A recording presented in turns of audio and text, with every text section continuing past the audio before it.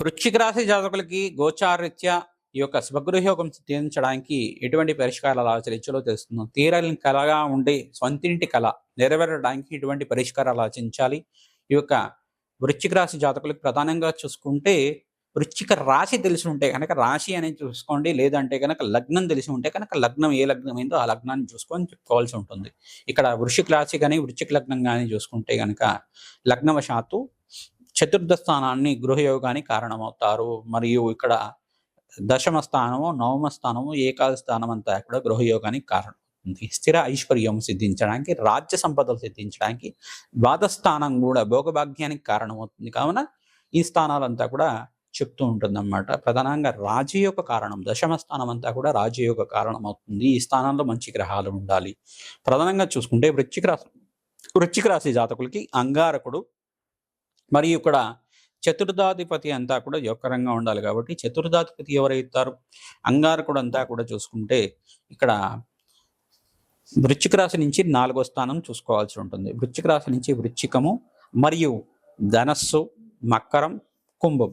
కుంభం అంటే శనీశ్వరుడు యొక్కరంగా ఉండాలి. వృశ్చిక రాశి జాతకులకి శనీశ్వరుడు యొక్కరంగా ఉండాలి, మరియు అంగారకుడు యొక్కరంగా ఉండాలి, శుక్ర భగవానుడు యొక్కరంగా ఉండాలి, బృహస్పతి యొక్కరంగా ఉండాలి. ఈ యొక్క గ్రహాల యొక్క స్థితిగతి అంతా కూడా మెరుగ్గా ఉన్నప్పుడు మీకంతా కూడా అదృష్ట యోగం సిద్ధిస్తుంది. అఖండమైన లాభాలు సిద్ధించడానికి ఆస్కారం ఉంటుంది. బృహస్పతి యొక్క అనుగ్రహం వల్ల మీకంతా కూడా స్వగృహయోగం నెరవేరుతుంది. మీకంతా కూడా అతిచారంలో బృహస్పతి సంచారం జరుగుతుంది. గోచారీత్యా శని భగవానుడు అంతా కూడా మీనరాశిలో సంచారం చేస్తున్నారు. బృహస్పతి అక్టోబర్ 19వ తారీఖు రోజున కర్కాటక రాశి ప్రవేశం చేసి ఉచ్చస్థానంలో సంచారం జరుగుతుంది. కన్యా రాశిలో శుక్రుడు నీచస్థానంలో సంచారం చేయడం, సూర్య భగవానుడు అంతా కూడా నీచస్థానంలో తులారాశిలో ప్రవేశం చేసి బుధ ఆదిత్య యోగంతో అంగారకుడితో కలయికతో ఉండడం, రాహు అంతా కూడా కుంభరాశిలో ప్రవేశం చేయడం, రాహు అంతా కూడా కుంభరాశిలో సంచారం చేయడం, మరియు కేతు అంతా కూడా సింహరాశిలో సంచారం చేయడం, ఇటువంటి గ్రహాల యొక్క స్థితిగతి అంతా కూడా కొంచెం మిశ్రమ ఫలితాలు ఇవ్వడానికి ఆస్కారం ఉంటుంది. ప్రధానంగా గోచారిత్య గ్రహ బలం అంతా యోగకరంగా లేదు, కానీ జన్మజాతకంలో యోగం ఉండాలి. ప్రధానంగా జన్మజాతకమే ప్రధానమైన జాతకంగా ఉండాలి.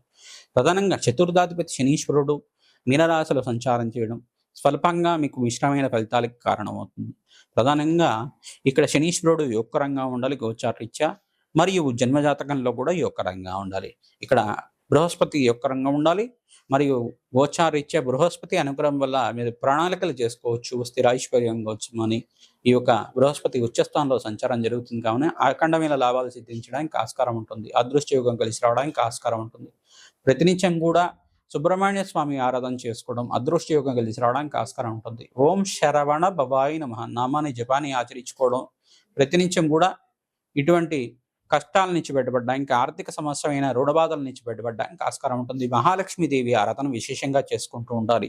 ప్రధానంగా శుక్రుడికి, బృహస్పతికి, ఈ యొక్క శనీశ్వరుడికి, రాహువుకి, అంగారకుడికి జపహోమాది కార్యక్రమాలు తరచూ చేసుకుంటూ ఉంటే కనుక మీకంతా కూడా అదృష్టయోగం కలిసి వస్తుంది. శీఘ్రంగా గృహయోగం అంతా కూడా సిద్ధించడానికి, కలగా ఉన్న ఈ యొక్క సొంతింటి కళ అంతా కూడా నెరవేరడానికి ఆస్కారం ఉంటుంది. ఈ యొక్క కాలభైరవ శాంతి హోమాది కార్యక్రమాలు, బగలాముఖి శాంతి హోమాది కార్యక్రమాలు, వారాహిదేవి యొక్క చరిత్రని పారాయణం చేసుకోవడం, వారాహిదేవి యొక్క అనుగ్రహం వల్ల మీకంతా కూడా శీఘ్రంగా మీకంతా కూడా స్వగృహయోగం అంతా కూడా కళ ఉండేదంతా కూడా నెరవేరడానికి ఆస్కారం ఉంటుంది. కాలభైరవ శాంతి హోమాది కార్యక్రమాలు కానీ చేసుకుంటే కనుక అదృష్టయోగం కలిసి వస్తుంది. రాజశ్యామల యజ్ఞాతికృతలు ఆచరించుకుంటే కనుక అఖండమైన లాభాలు సిద్ధించడానికి ఆస్కారం ఉంటుంది. అదృశ్యయోగం కలిసి వస్తుంది. ఓం హ్రీం మణిదీపేశ్వరియే నమః నామాన్ని జపాన్ని ఆచరించుకోవాలి. సుబ్రహ్మణ్య స్వామి చరిత్రనంతా కూడా పారాయణం చేసుకోవడం, స్కందోత్పత్తి అనే చరిత్ర ఉంటుంది. ఆ చరిత్రనంతా కూడా పారాయణం చేసుకోవడం వల్ల అదృశ్యయోగం కలిసి వస్తుంది. అఖండమైన లాభాలు గణించడానికి ఆస్కారం ఉంటుంది. ప్రతినిత్యం కూడా బీదవాళ్ళకి అన్నదానం చేస్తూ ఉండాలి. రావి చెట్టుకి 27 ప్రదక్షిణాలు ఆచరించుకోవడం, రావి చెట్టుకి ప్రదక్షిణాలు చేసేటప్పుడు ఓం నమో భగవతే వృక్షరాజాయే నమః అనే నామాన్ని జపాన్ని ఆచరించుకోవడం వల్ల అదృష్టయోగం కలిసి వస్తుంది. రావి చెట్టు దగ్గర అఖండ దీపారాధన, ఉప్పు దీపాన్నంతా కూడా వెలిగించుకోవడం వల్ల శీఘ్రంగా మీకు తీరని కలగా ఉండే స్వగృహం సొంతింటి కళ అంతా కూడా శీఘ్రంగా నెరవేరడానికి ఆస్కారం ఉంటుంది. ఆర్థిక కష్టాల నుంచి బయటపడటానికి చండీ హోమాది కార్యక్రమాలు, మహాకాళి మూలమంత్ర సహితంగా హోమాది కార్యక్రమాలు ఆచరించుకోవడం, ఈ యొక్క దేవీ భాగవతాన్ని పారాయణం చేసుకోవడం వల్ల అదృష్టయోగం కలిసి వస్తుంది. ప్రధానంగా మీరంతా కూడా ఈ యొక్క కాలభైరవ స్వామి దేవాలయంలో కూష్మాండ దీపాన్ని తరచూ వెలిగిస్తూ ఉండాలి. అదృష్టయోగం కలిసి వస్తుంది. ఆర్థిక సమస్యలు, రుణబాధల నుంచి బయటపడడానికి ఆస్కారం. గృహయోగాలు సిద్ధించాలి అని చెప్పేసంటే ప్రధానంగా అంగారకుడు యోగకరంగా ఉండాలి, బృహస్పతి యోగకరంగా ఉండాలి, చతుర్థ నవమాధిపతులు యోగకరంగా ఉండాలి, మరియు దశమాధిపతి యోగకరంగా ఉండాలి. లగ్న చక్రవశాత్తు ప్రధానంగా చూసుకోవాలి. లగ్నం తెలియకపోతే కనుక రాశి చూసుకొని పరిష్కారం చేసుకోవాల్సి ఉంటుందన్నమాట. మేషాది ద్వాదశ రాశుల వాళ్ళు ప్రతినిత్యం కూడా అమ్మవారి ఆరాధన చేసుకోవడం, ప్రధానంగా మణిదీపేశ్వరి వర్ణన అంతా కూడా చదువుకోవడం, ఓం హ్రీం మణిదీపేశ్వరియే నమః నామాన్ని జపాన్ని ఆచరించుకోవడం వల్ల అదృష్టయోగం కలిగి వస్తుంది. శీఘ్రంగా అమ్మవారి దయ వల్ల మీకు అంతా కూడా స్వగృహయోగం సిద్ధించడానికి ఆస్కారం ఉంటుంది. ప్రధానంగా చూసుకుంటే అంగారకుడి చరిత్రనంతా కూడా పారాయణం చేసుకోవడం కూడా అదృష్టయోగం కలిసి వస్తుంది. ప్రధానంగా దత్తాత్రేయ చరిత్రనంతా కూడా పారాయణం చేసుకోవడం వల్ల గురు కటాక్షం వల్ల మీకు అంతా కూడా యోగకరంగా ఉంటుంది. అంగారకుడు, బృహస్పతి, శుక్రుడంతా కూడా యోగకరంగా ఉండాలి. శుక్రుడంతా కూడా చూసుకుంటే భోగభాగ్యానికి కారణమవుతాడు, రాజ్యయోగానికి కారణమవుతాడు, విలాసవంతమైన జీవితానికి కారణమవుతాడు. ప్రధానంగా ఈ స్థానాలంతా కూడా మంచిగా ఉండాలి. ప్రధానంగా ధనకారకుడైన యోగకరంగా ఉండాలి. ప్రధానంగా ద్వాదశ స్థానం కూడా కొంతమంది చూస్తూ ఉంటారు. జాతకరీత్యా ద్వాదశ స్థానం ఏమేమి చెప్తుంది? భోగభాగ్యమైన సుఖవంతమైన జీవితం గురించి, ఈ యొక్క రాజ్య సంపదల గురించి, విలాసవంతమైన జీవితం గురించి, రిచ్ లైఫ్ గురించి చెప్తూ ఉంటుంది అన్నమాట.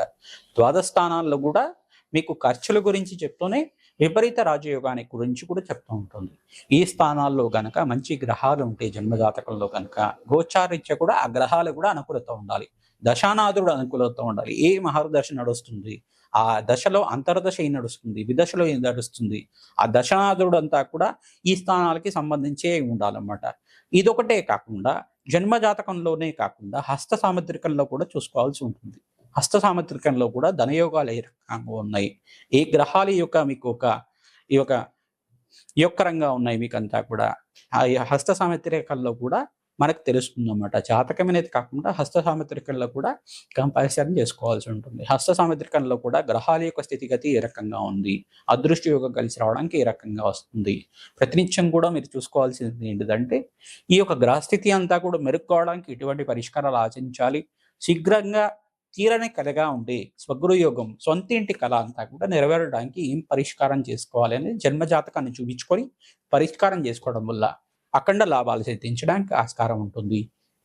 మీ దేవాలయ ప్రాంగణంలో ప్రతినిత్యం కూడా రావి చెట్టునంతా కూడా నాటడం, ఆ దేవాలయ ప్రాంగణంలో ప్రతినిత్యం కూడా ఆ చెట్టు అంతా కూడా పెంచి పోషించడం వల్ల అదృష్టయోగం కలిసి వస్తుంది. దేవాలయంలో ఉండే పూజారి గారి అనుమతి తీసుకోవాలి, కమిటీ వాళ్ళ అనుమతి తీసుకోవాలి. అక్కడ దేవాలయంలో ఈ యొక్క వృక్షాన్ని నాటవచ్చా అని చెప్పేసి అడిగి దాన్ని మీ దగ్గరలో ఉండే దేవాలయంలో, ఏ దేవాలయమైనా పర్లేదు, రావి చెట్టునంతా కూడా నాటడానికి, వేప చెట్టును నాటడానికి, మరియు ఇక్కడ శమీ వృక్షాన్ని నాటడానికి ప్రయత్నం చేస్తూ ఉండాలి.